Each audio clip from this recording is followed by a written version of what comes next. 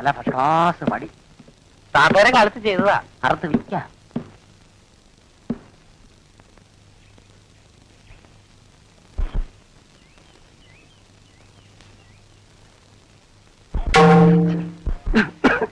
മൃദംഗം കൊള്ളാമല്ലോ സ്വാമി. ഇത് വിൽക്കില്ല. താത്തയെ ഞാനും വായിച്ചു പഠിച്ചതാ. ഇരിക്കും. ഇത് അടിച്ചോണ്ട് ഇവിടെ ഇരുന്നാ മതി. പെണ്ണ് പെണ്ണിന്റെ പാട്ടിന് പോവും. ഞാൻ എന്താ ചെയ്യേണ്ടത് ശങ്കര? ഇപ്പോഴത്തെ പെമ്പിള്ളേര് നേരെ ചൊവ്വ വേഷം കെട്ടിയവനെ 10 തൂട്ട് കയ്യിലുള്ളവനെ നോക്കൂ. ഒരു പാങ്ങും ഇല്ലാത്തവന്റെ കൂടെ ഏവളെങ്കിലും ഇറങ്ങി വരുമോ സ്വാമി? ശങ്കരൻ വിചാരിച്ചാലേ എന്തെങ്കിലും നടക്കൂ. നോക്കട്ടെ. ആദ്യം ഈ സ്വിച്ച് കളയണം. അയ്യോ പാട്ടി, ഞാൻ പോവേ, പ്രേമിക്കണ്ട. പാട്ടിയും കെട്ടിപ്പിടിച്ചോണ്ട് ഇതുകൊടുത്ത് അടിച്ചോണ്ട് ഇവിടെ ഇരുന്നോ. എന്തൊരു പറഞ്ഞാലും പാട്ടി പാട്ടി പാട്ടി. ശരണം കെട്ട ജൂല കുടുമി മുറിക്കാം. ഈ കണ്ണാടി മാറ്റ്. അയ്യ, ഇത് മാറ്റിയാ എനിക്ക് കണ്ണു കാണില്ല. സ്വാമിക്ക് പ്രേമിക്കണ്ടേ? എന്നാ ഈ കണ്ണാടി മാറ്റിയേ പറ്റൂ. മാറ്റാം. എന്നിട്ട് വേറെ ഫാഷനിലൊന്നും വെക്കാം. പിന്നെ ഈ ക്ലാപ്പം വേഷമൊക്കെ അഴിച്ച് കളഞ്ഞിട്ട് ഡ്രസ്സും പാന്റ് ഷർട്ടും ഇടണം. അയ്യോ എന്തിരിക്കീയേ, അപ്പം താൻ ശരിയാവൂല. അല്ല, ഇതേ ഒരു കാര്യം ഞാൻ പറഞ്ഞേക്കാം. ഞാൻ പറയണ പോലെ എന്നെ കേൾക്കണം. ശങ്കരന്റെ കണക്കുകളൊന്നും തെറ്റിയിട്ടില്ല, ഇനിയോട്ട് തെറ്റാനും പോണില്ല. അപ്പോ ഞാൻ പാന്റ് ഇട്ട രോഹിണി എന്നെ നോക്കോ? പാന്റ് വിട്ട് ഷർട്ടും അതിനത് ചെരുവി ഒരു ബെൽറ്റ് വിട്ട് അവിടെ മുമ്പിൽ ചെന്ന് നിന്ന രോഹിണിയല്ല അവിടെ തളങ്ങി പോരും. അത് വേണ്ട, രോഹിണി മാത്രം മതി. മതിയെങ്കിൽ മതി.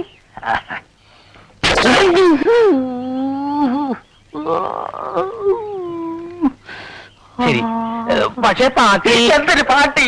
ഭർത്താവ് ചത്തിട്ടും തലയെ മുട്ടയടിച്ച് കാവി ഉടുക്കാതെ പമ്പർമാരുടെ സിനിമാ നടിയുടെ വേഷത്തിലല്ലേ ഇവിടെ ഇരിക്കണത്. ഒരു വാക്ക് പറ സ്വാമി, ആളുകളെ വിളിച്ച് മുട്ടയടിപ്പിച്ച് കൈ തരാം. ശങ്കര, ഗുരുദോഷം പാട്ടി പറഞ്ഞു. പാട്ടിലാക്ക്. അവിടെ ഇവിടെ വായുവിന്റെ അസുഖം. ഗുളിക എടുത്തില്ല. ഒരു 10 രൂപ വേണം സ്വാമി.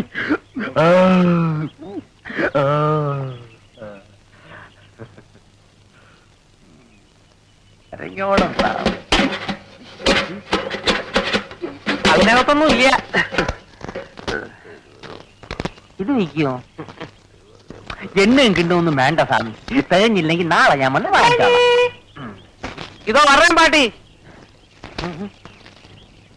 എന്താനെ ആണാ പറഞ്ഞാനാക്ക ഒരു ബുദ്ധി ഉപദേശിച്ചു കൊടുത്തപ്പം പിച്ചില്ലറ തന്നെ പട്ടത്. നീ വള. എന്തായാലും ഇപ്പൊ പറഞ്ഞതിരിക്കട്ടെ. മേലിൽ എന്നോട് എന്തെങ്കിലും അനാവശ്യം പറഞ്ഞ ചെരുപ്പ് മോന്തലിരിക്കും. പറഞ്ഞേക്കാം. രോഹിണി ആൾ കൂടെ തെറ്റിദ്ധരിച്ചിരിക്കാണ്. രോഹിണിക്ക് എന്നെ അടിക്കണം, ഒന്നോ രണ്ടോ അടിച്ചോ. പക്ഷേ ഇറങ്ങടോ, ഇറങ്ങടോ.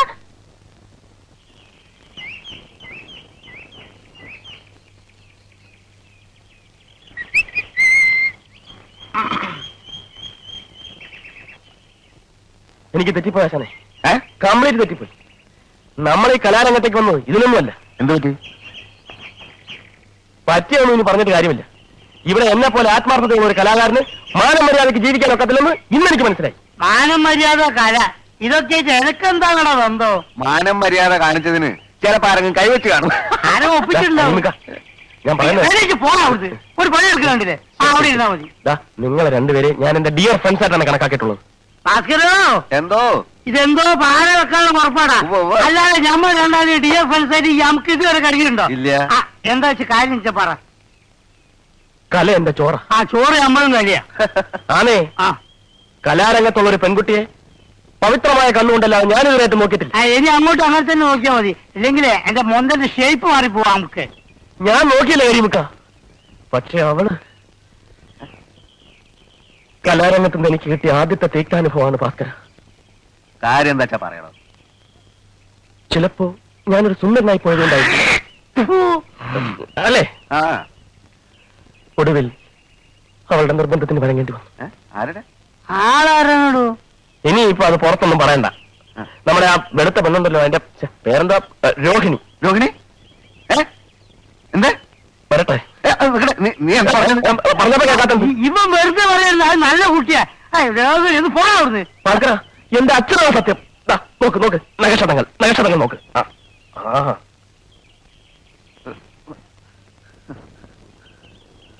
തേണ്ടി ഒന്നിച്ച് ഒരു ട്രൂപ്പ് സഹകരിക്കുന്ന പെൺകുട്ടികളെ നമ്മുടെ സഹോദരികളായിട്ട് വേണം കാണാൻ. ഇവനൊന്നും നമ്മളെ പോലെ സംസ്കാരമുള്ള കുടുംബത്തിൽ പറഞ്ഞവരല്ല കരിമിക്ക. അല്ല, അങ്ങനെ സംഭവിച്ചു കാണൂ.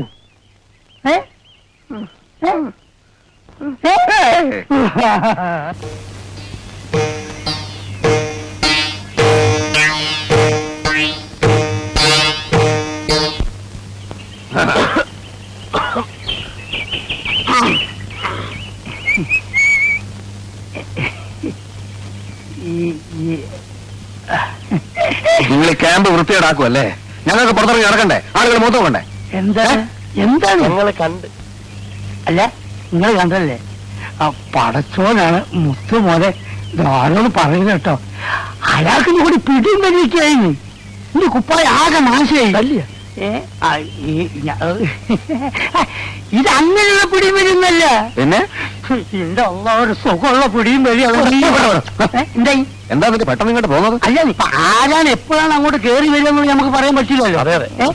ഏതായാലും പടച്ചോനാണ് ഒരു കാര്യം തീർച്ചയാ. നമ്മൾ വിചാരിച്ചോ നല്ല ഊണി.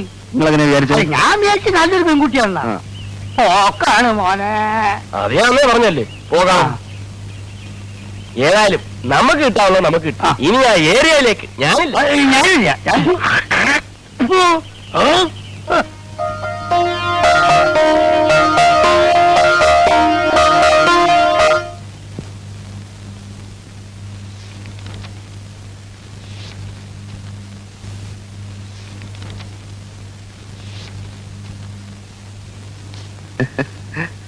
രോഹിണിക്ക് വല്ലതും ആവശ്യമുണ്ടോ? വല്ല പേസ്റ്റോ ബ്രഷോ സോപ്പോ എന്തെങ്കിലും ആവശ്യമുണ്ടെങ്കിൽ ഞാൻ ടൗണിൽ പോകണ്ടേ? എനിക്കൊന്നും വേണ്ട. അഥവാ വല്ലതും വേണമെങ്കിൽ എന്റെ അടുത്ത് പറയാൻ മടിക്കണ്ട. ഭാസ്കരേട്ടനെ അന്യനായിട്ട് കാണണ്ട. ഞാൻ പിന്നെ പ്രത്യേകിച്ച് ഇവിടെയുള്ള മറ്റുള്ളവരെ പോലെയല്ല, ആത്മാർത്ഥതയുള്ള കൂട്ടത്തിലാണ്. ഇങ്ങോട്ടൊരു ഉപകാരം ചെയ്യുകയാണെങ്കിൽ തിരിച്ചങ്ങോട്ടും ഞാൻ ഉപകാരം ചെയ്യും. ജീവൻ പോയാലും പിന്നെ എന്തായാലും എന്തു തന്നെ സംഭവിച്ചാലും ഞാൻ പുറത്തു പറയില്ല. രോഹിണിക്ക് എന്നെ വിശ്വാസമില്ലേ? ഞാൻ സത്യം ചെയ്യാം. കൈ അടിച്ച് ഞാൻ സത്യം ചെയ്യാം. ഇതെന്താ ഇത്? കൈ അതല്ല, ഭാഗ്യരേഖ നല്ല തെളിഞ്ഞു നിൽക്കുക. കൈയ്യൊന്ന് വിടോ. അല്ല, എനിക്ക് കൈ നോക്കാൻ അറിയാം. ഞാൻ തമാശ പറഞ്ഞല്ല. അല്ല, ഭാഗ്യരേഖയുടെ കൈയ്യൊന്ന് വിടാനാ പറഞ്ഞത്. ഉടക്കല്ലേ? നീ വലിയ ശീലാവധി അറിയൊന്നും വേണ്ട. എല്ലാവരും ഒന്നൊന്നും എന്തു ആവാന്നോ? അല്ലടാ ഞാനിപ്പോ ചെന്നില്ലായിരുന്നു. എന്തായാലും നീയൊക്കെ കൂടെ അവസാനം തന്നെ ജയിലിലും കേട്ടു അല്ലടാ. ഞാൻ ദാഹിച്ചിട്ട് കുറച്ച് വെള്ളം കുടിക്കാൻ കയറിയതാ. അതെ, എന്നിട്ട് എന്നെ കയറി പിടിക്കാവുന്നത്. എന്നെ കയറി പിടിച്ചപ്പോ ഞാനും പിടിച്ചു. അയ്യോ, പച്ചവെള്ളം ചവച്ചു കുടിക്കണ പഞ്ചപാവം. അങ്ങോട്ട് ഇറങ്ങിയില്ലടേ. ഞാൻ വന്നപ്പോ മാത്രം ഒച്ച വെച്ചു. ഇവന്മാർ രണ്ടുപേരും അങ്ങോട്ടൊന്നില്ലേ? ഞാനോ? ഈ കയ്യമോ ഈ രാഘവനോ? അനാവശ്യം പറയരുത് കേട്ടോ. അതാ ഈ നിഷ്കളങ്കയായ പെൺകുട്ടി എന്നെ പറ്റി അനാവശ്യം പറഞ്ഞു. നീ പറഞ്ഞില്ല. ഞാൻ പറഞ്ഞില്ല. ഇങ്ങനെ പറഞ്ഞത്. നീയല്ലേ പറഞ്ഞു? നിങ്ങളാ പറഞ്ഞു. ഞാൻ പറഞ്ഞ ഈ കുട്ടി നല്ല കുട്ടിയാണ്. ഞാനത് നിങ്ങളാ പറഞ്ഞത്. രണ്ടുപേരും പറഞ്ഞു. ഞാൻ പറഞ്ഞതാ. പറഞ്ഞു. ഞാൻ പറഞ്ഞു. ഞാൻ പറഞ്ഞതാ. പറഞ്ഞു. ഞാൻ പറഞ്ഞു. നമ്മളെന്റെ ഭാഗ്യം എടുക്കണം.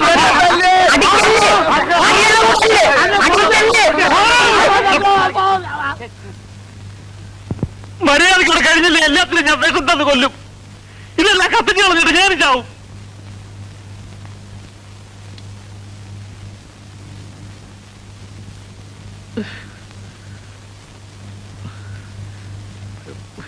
പല ജാതിയിൽ നിന്നും പല വീട്ടിൽ നിന്നും വരുന്ന ആളുകളാ, പല തരക്കാരാ.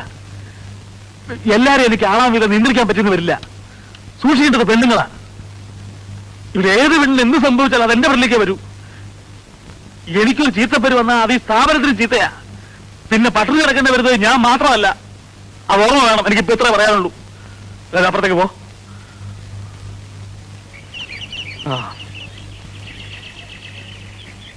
എന്റെ അമ്മേ.